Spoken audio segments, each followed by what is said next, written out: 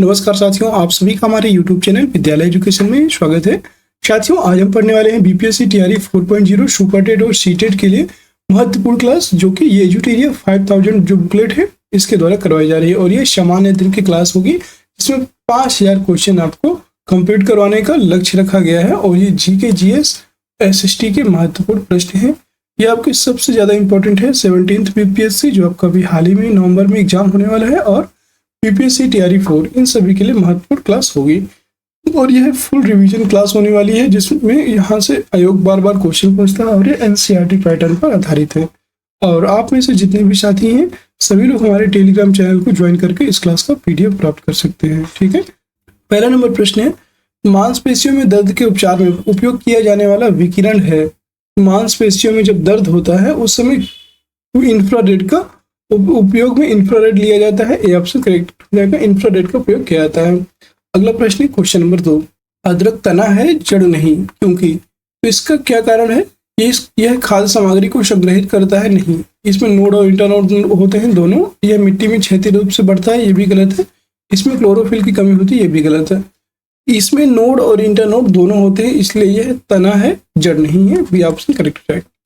अगला प्रश्न है क्वेश्चन नंबर 3, बोरी एवं कूनो वन्य जीव अभ्यारण्य किस राज्य में स्थित है? बोरी एवं कूनो वन्य जीव अभ्यारण्य आपके मध्य प्रदेश में स्थित है। ए ऑप्शन करेक्ट हो जाएगा। अगला प्रश्न है, राष्ट्रपति द्वारा राष्ट्रीय आपातकाल की घोषणा संसद के दोनों सदनों द्वारा कितने माह के भीतर अनुमोदित होना आवश्यक है? याद रखेंगे, यह है आपका 30 दिन या 1 माह। 30 दिन, यहाँ पे 30 दिन भी हो सकता है। 30 दिन या 1 माह के भीतर अनुमोदित होना आवश्यक है। अगला प्रश्न है आपका क्वेश्चन नंबर 5, भारत में राष्ट्रीय आय का आकलन सर्वप्रथम किस वैज्ञानिक के द्वारा किया गया था? तो सर्वप्रथम राष्ट्रीय आय का आकलन यह आर.वी.के. राव के द्वारा किया गया था। डी ऑप्शन करेक्ट होगा, आर.वी.के. राव। अगला प्रश्न है आपका क्वेश्चन नंबर 6। क्वेश्चन नंबर 6 है, world economic outlook report. World economic outlook report निम्न में से किस संस्था के द्वारा प्रकाशित किया जाता है? यह है आपका अंतरराष्ट्रीय मुद्रा कोष IMF के द्वारा प्रकाशित किया जाता है। याद रखें, IMF। डी ऑप्शन करेक्ट हो जाएगा। अगला प्रश्न है क्वेश्चन नंबर 7, जल का अधिकतम घनत्व होता है। जल का अधिकतम घनत्व होता है आपका, ये जरूर याद रखेंगे, जल का अधिकतम घनत्व होगा आपका 277 डिग्री केल्विन। 277 डिग्री केल्विन पे जल का अधिकतम घनत्व होता है। और अगर सेंटीग्रेड में पूछेगा तो 4 डिग्री सेंटीग्रेड पर जल का घनत्व अधिक तो होता है। ठीक है, 4 डिग्री सेंटीग्रेड अगर सेंटीग्रेड में पूछेगा तो। अगला प्रश्न क्वेश्चन नंबर 8, सूची 1 को सूची 2 से सुमेलित कीजिए। लैक्टिक अम्ल दूध में पाया जाता है, याद रखेंगे। एसिटिक अम्ल आपका सिरका में पाया जाता है। साइट्रिक अम्ल नींबू में पाया जाता है, नींबू में पाया जाता है। और ब्यूटेराइक अम्ल आपका दुर्गंध युक्त मक्खन में पाया जाता है। D2 हो जाएगा। ठीक है, तो यहाँ पे D2 कहीं पे दिख रहा है, 2 में दिख रहा है D2। फिर A3 यहाँ पे दिख रहा है, D2 भी यहाँ पे दिख रहा है। C ऑप्शन करेक्ट हो जाएगा। याद रखेंगे, C ऑप्शन राइट हो जाएगा। अगला प्रश्न है क्वेश्चन नंबर 9, निम्नलिखित को सुमेलित करें। अब इनमें भी सुमेलित करना है इन दोनों को। अभिनव भारत संस्था, अभिनव भारत संस्था यह BD सावरकर के द्वारा स्थापित की गई थी। Akhil Bharatiya trade union Congress MN Joshi के द्वारा लिखा गया। हिंदुस्तान सोशलिस्ट रिपब्लिकन एसोसिएशन की स्थापना किसके द्वारा की गई? तो यह आपका चंद्रशेखर आजाद के द्वारा किया गया। याद रखेंगे, चंद्रशेखर आजाद। नौजवान सभा भगत सिंह के द्वारा स्थापित की गई थी। 4 का A हो जाएगा। 4 का A इसमें है और इसमें है। और 1 का D, ये C ऑप्शन करेक्ट हो जाएगा।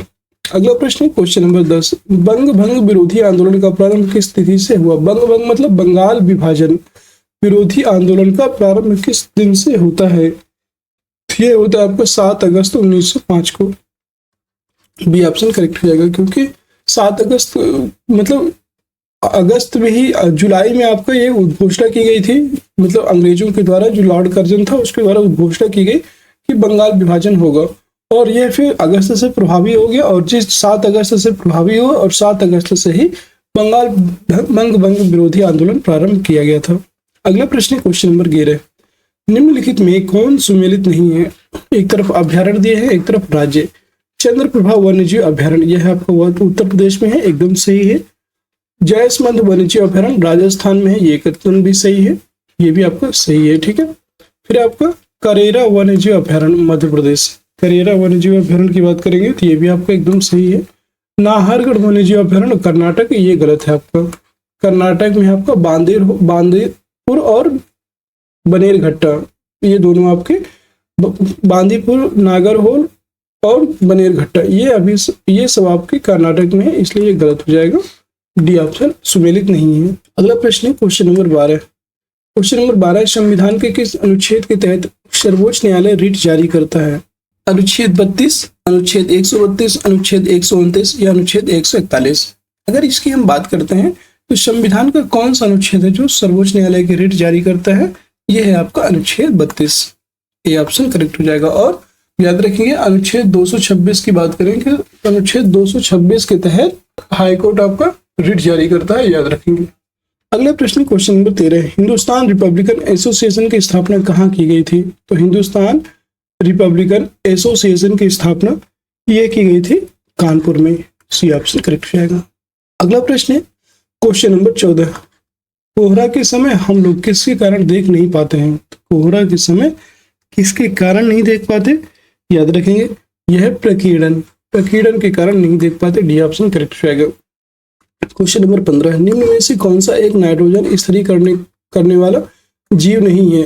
नोस्टाक, एनाबिना, एजेटोबैक्टर, माइकोराइजा। तो याद रखेंगे यहाँ पे बहुत इंपॉर्टेंट प्रश्न है, नोस्टाक, एनाबिना और एजेटोबैक्टर, ये तीनों आपके नाइट्रोजन स्थिरीकरण करते हैं। माइकोराइजा यह आपका नाइट्रोजन स्थिरीकरण में सहायक नहीं होता है, डी ऑप्शन करेक्ट हो जाएगा। क्वेश्चन नंबर 16, क्वेश्चन नंबर 16 है, निम्नलिखित में कौन सुमेलित नहीं है? जजिया कर की समाप्ति, जजिया कर की समाप्ति 1564 में होती है, यस 1564 में जजिया कर समाप्त होता है। मजहर की घोषणा 1579 में होती है, ये कथन भी सही है। इलाही संवत की शुरुआत 1582 में होती है, ये गलत है आपका। फतेहपुर सीकरी की स्थापना 1571 में होती है, ये कथन भी सही है, सी ऑप्शन इसमें सुमेलित नहीं है। अगला प्रश्न है क्वेश्चन नंबर 17। क्वेश्चन नंबर 17 है, निम्नलिखित में कौन सुमेलित नहीं है? कृष्ण प्रथम की बात करेंगे, नरसिंह वर्मन प्रथम, राजराज प्रथम, नरसिंह वर्मन। और आप यहाँ पे एक तरफ से देख सकते हैं मंदिर निर्माण की, किस शासक ने कौन सा मंदिर का निर्माण करवाया था? तो याद रखेंगे कृष्ण प्रथम के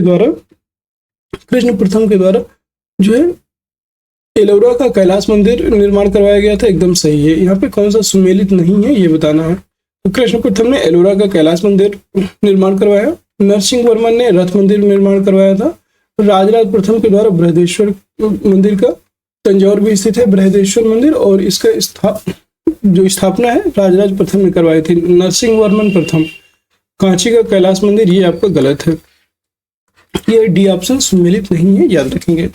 अगला प्रश्न है क्वेश्चन नंबर 18, यदि किसी निश्चित समय अवधि में मूल्य और मौद्रिक आय दोगुनी हो जाती है तो वास्तविक आय होगी? तो यहाँ पे वास्तविक आय हमेशा हो जाती है अपरिवर्तित, सी ऑप्शन करेक्ट हो जाएगा। मतलब किसी निश्चित समय में मूल्य और मौद्रिक आय दोगुनी तो हो गई तो उसकी वास्तविक आय अपरिवर्तित रहेगी। क्वेश्चन नंबर 19, जिला न्यायाधीशों की नियुक्ति कौन करता है? जिला न्यायाधीश जो होते हैं इनकी नियुक्ति कौन करता है? उच्च न्यायालय का मुख्य न्यायाधीश, राज्य का मुख्यमंत्री, राज्य का राज्यपाल या राज्य लोक सेवा आयोग? तो यहाँ पे एक चीज आपको जरूर याद रखना है, राज्य का जो राज्यपाल होगा यही जिला न्यायाधीशों की नियुक्त करता है, सी ऑप्शन करेक्ट हो जाएगा।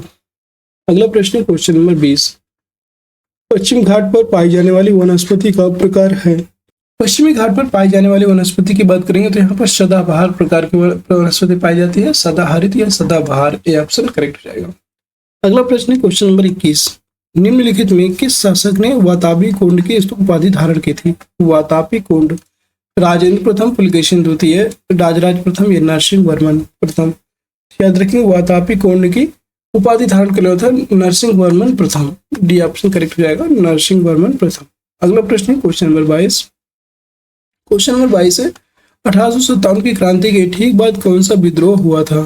तो 1857 की जो क्रांति हुई थी इसके ठीक बाद आपका नील विद्रोह हुआ था, याद रखेंगे नील विद्रोह, डी ऑप्शन करेक्ट हो जाएगा।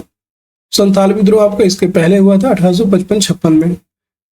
अगला प्रश्न 23, निम्न में से कौन सी समिति चुनाव सुधार से संबंधित है? चुनाव सुधार से संबंधित कौन सी समिति है बताना है। तो यह आपका याद रखेंगे, चुनाव सुधार से संबंधित है दिनेश गोस्वामी समिति, इंद्रजीत गुप्ता समिति और वोहरा समिति। ये तीनों समितियां ऐसी हैं जो चुनाव सुधार से संबंधित है। डी ऑप्शन करेक्ट रहेगा, 1, 2, 3। अगला प्रश्न है 24, व्यक्ति का भार उस लिफ्ट में अधिक होगा जब स्थिर वेग से ऊपर की ओर चलता है, स्थिर वेग से नीचे की ओर, ऊपर की ओर त्वरित होने पर या नीचे की ओर त्वरित होने पर। तो जब हमें कोई ऊपर उठाएगा तो हमारा वेट अधिक फील होगा, आप जान रहे हैं। तो जब वो ऊपर की ओर चलेगी, ठीक है, तो ऊपर की ओर त्वरित होने पर उस लिफ्ट में भार अधिक होगा। सी ऑप्शन करेक्ट रहेगा। अगला प्रश्न क्वेश्चन नंबर 25, निम्नलिखित में कौन सुमेलित नहीं है? कौन सुमेलित नहीं है बताना है। मामलूक वंश, कुतुबुद्दीन ऐबक, ये तो एकदम सही है। लोदी वंश, इब्राहिम लोदी, क्या ये सही है? तो याद रखेंगे लोदी वंश में इब्राहिम लोदी नहीं है, याद रखेंगे, ये गलत हो जाएगा आपका, ठीक है। सैयद वंश के संस्थापक हैं खिजर खां, ये भी सही है। खिलजी वंश के संस्थापक हैं जलालुद्दीन खिलजी, ये भी सही है, ठीक है। तो यहाँ पे लोदी वंश आपका सुमेलित नहीं है, बी ऑप्शन गलत हो जाएगा, ठीक है। और इसके संस्थापक थे बहलोल लोदी, ये भी आप याद रखिएगा। 26 नंबर क्वेश्चन है, तुजुक ए बाबरी का फारसी में अनुवाद किसने किया था? तुजुक ए बाबरी जो थी, इसका फारसी में अनुवाद करने वाले थे अब्दुल रहीम खान खाना। अब्दुल रहीम खान खाना के द्वारा तुजुक ए बाबरी का फारसी में अनुवाद किया गया। सी ऑप्शन करेक्ट हो जाएगा। अबुल फजल ने आईन अकबरी लिखा था, ठीक है। आईन ए अकबरी ये अबुल फजल के द्वारा लिखी गई थी। आईन ए अकबरी बहुत इंपॉर्टेंट है, पूछा जाता है बार बार। अगला प्रश्न 27, इनमें निम्न में कौन क्षोभ मंडल के संबंध में सही नहीं है? कौन सा क्षोभ मंडल की बताना है कि क्षोभ मंडल के संबंध में सही नहीं है। इसमें ऊंचाई बढ़ने के साथ तापमान कम होता है। ऊंचाई बढ़ने के साथ साथ तापमान कम होता है, तो ये आपका एकदम सही है। क्षोभ मंडल की ऊंचाई ग्रीष्म काल में बढ़ जाती है, ये भी सही है। क्षोभ मंडल में मौसम संबंधी कोई घटना नहीं होती, गलत। सारी घटनाएं मौसम संबंधी क्षोभ मंडल से ही स्टार्ट हो जाती हैं और क्षोभ मंडल के ऊपरी सीमा को ट्रोपोपॉज कहते हैं, ये भी सही है। तो सी ऑप्शन इसमें सही नहीं है, बाकी सभी सही है। अगला प्रश्न है 28, संवेग का मात्रक है। तो संवेग का मात्रक होता है द्रव्यमान गुणे वेग। तो यहाँ पे द्रव्यमान गुणे वेग, इसका मतलब हो जाएगा द्रव्यमान इंटू मीटर प्रति सेकंड। इसका राइट आंसर हो जाएगा आपका ए ऑप्शन, द्रव्यमान इंटू मीटर प्रति सेकंड। द्रव्यमान गुणे वेग हो जाता है। 29 नंबर प्रश्न है, 42वें संविधान संशोधन अधिनियम 1976 द्वारा भारतीय संविधान के प्रस्तावना में किन नए शब्दों को जोड़ा गया था? यहाँ पे पंथ निरपेक्ष, अखंडता और बंधुत्व, ठीक है। तो याद रखेंगे यहाँ पे कौन कौन से शब्द जोड़े गए थे। समाजवादी भी जोड़ा गया था आपका, ठीक है। तो समाजवादी, पंथ निरपेक्षता, अखंडता, ये आपके 3 शब्द जोड़े गए थे। समाजवादी, पंथ निरपेक्ष और अखंडता। बंधुत्व नहीं जोड़ा गया था, याद रखेंगे। अगला प्रश्न क्वेश्चन नंबर 30, भगत सिंह एवं बटुकेश्वर दत्त ने केंद्रीय विधानसभा में किसके विरोध में बम फेंके थे? तो याद रखेंगे ये आपके ट्रेड डिस्प्यूट बिल और पब्लिक सेफ्टी बिल, ये दोनों बिलों के विरुद्ध में बम फेंका था। ए और बी दोनों इसका राइट आंसर हो जाएगा। अगला प्रश्न क्वेश्चन नंबर 31, जास्कर श्रेणी किस हिमालय में स्थित है? तो जास्कर श्रेणी की बात करेंगे तो जास्कर श्रेणी आपकी यह स्थित है ट्रांस हिमालय में। बी ऑप्शन करेक्ट रहेगा, जास्कर श्रेणी ट्रांस हिमालय का भाग है। अगला प्रश्न है क्वेश्चन नंबर 32। क्वेश्चन नंबर 32 है, दहसाला बंदोबस्त निम्न में से किसके दिमाग की उपज थी? दहसाला बंदोबस्त की बात करेंगे तो यह है टोडरमल के दिमाग की उपज थी। बी ऑप्शन करेक्ट हो जाएगा। 33 नंबर प्रश्न है, दाचीग्राम राष्ट्रीय उद्यान निम्नलिखित में से किस वन्यजीव के लिए प्रसिद्ध है? दाचीग्राम वन्यजीव अभ्यारण्य, यह आपका दाचीग्राम वन्यजीव अभ्यारण्य या दाचीग्राम राष्ट्रीय उद्यान की बात करेंगे तो यह आपका स्थित है हंगुल जानवरों के लिए या हंगुल वन्यजीव के लिए प्रसिद्ध है बहुत ज्यादा। बी ऑप्शन करेक्ट हो जाएगा।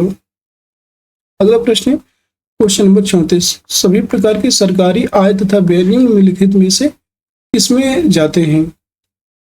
जितने प्रकार के सरकारी आय और व्यय होते हैं किसमें जाते हैं? जन खाता निधि में, आकस्मिक निधि में, भारत की प्रोत्साहन निधि में या भारतीय समेकित निधि में?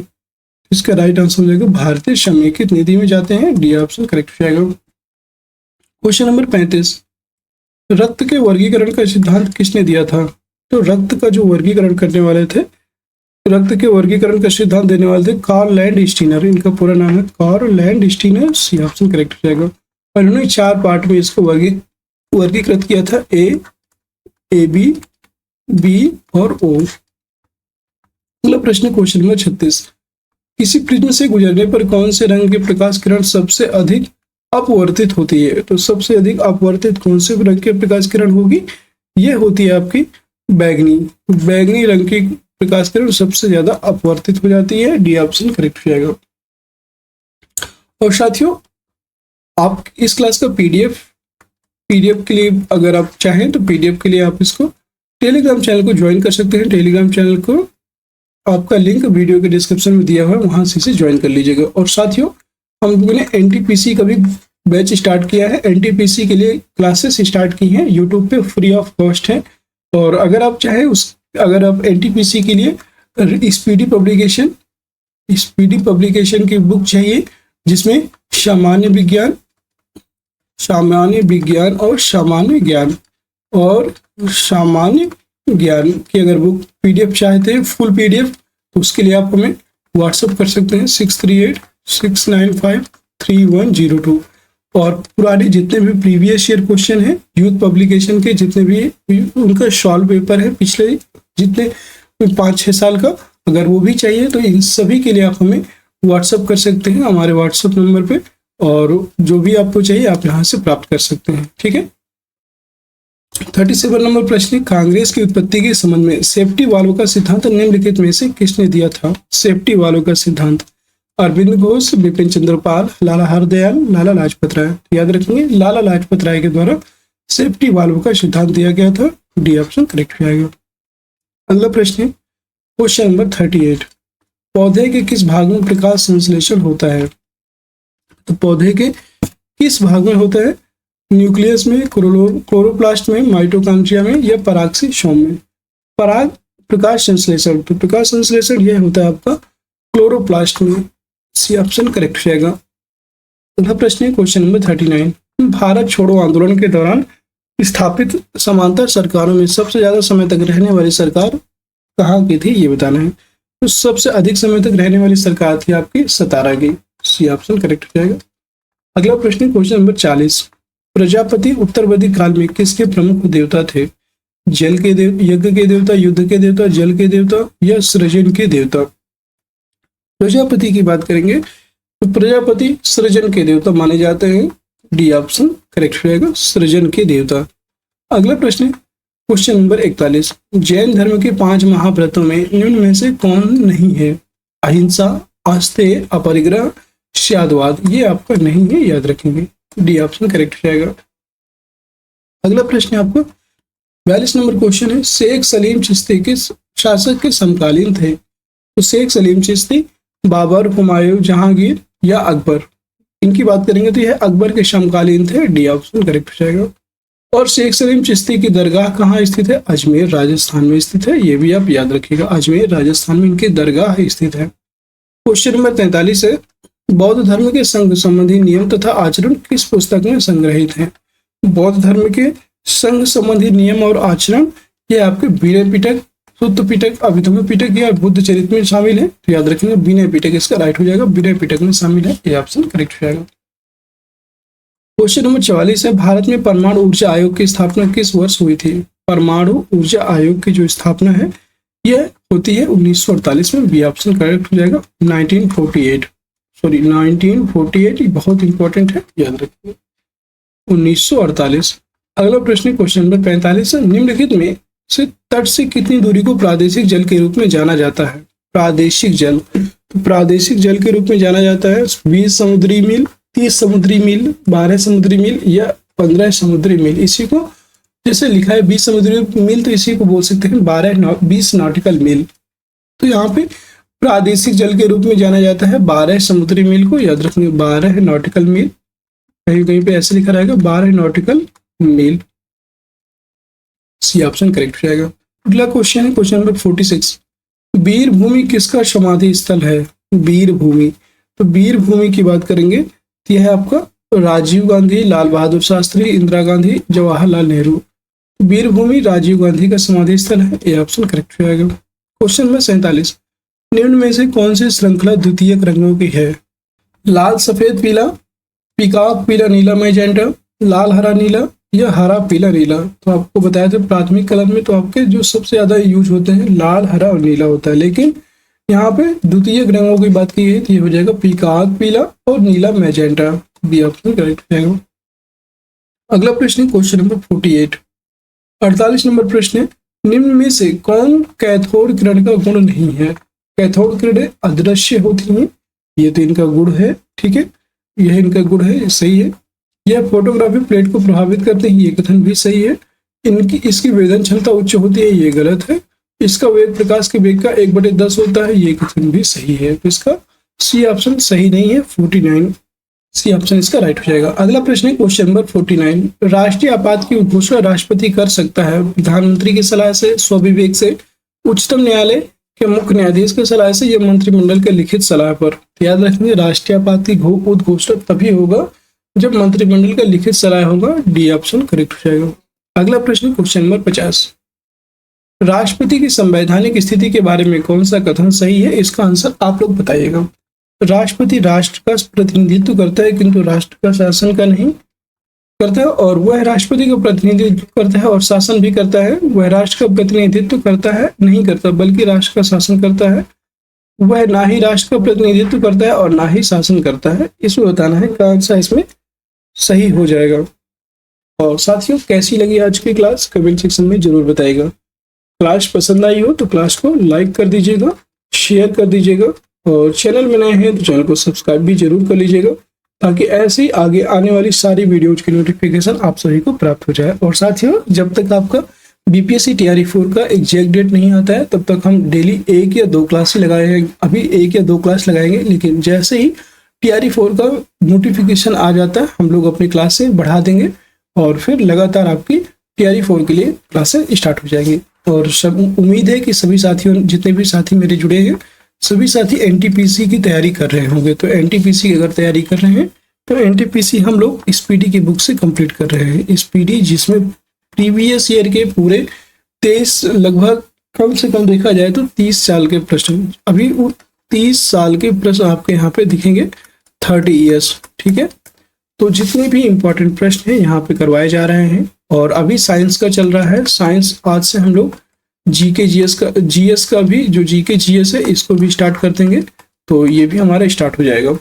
और अगर आप इनकी पीडीएफ चाहते हैं फुल पीडीएफ के लिए, स्पीडी की बुक जो है, स्पीडी की बुक आपको पीडीएफ फॉर्म में चाहिए तो आप हमें कांटेक्ट कर सकते हैं हमारे व्हाट्सएप नंबर पर 6386953102। इस नंबर पर व्हाट्सएप करके आप हमसे कांटेक्ट कर सकते हैं और जो भी जानकारी हो प्राप्त कर सकते हैं। फिर मिलते हैं किसी नेक्स्ट वीडियो में, तब तक के लिए जय हिंद जय भारत, आप सभी का दिन शुभ हो।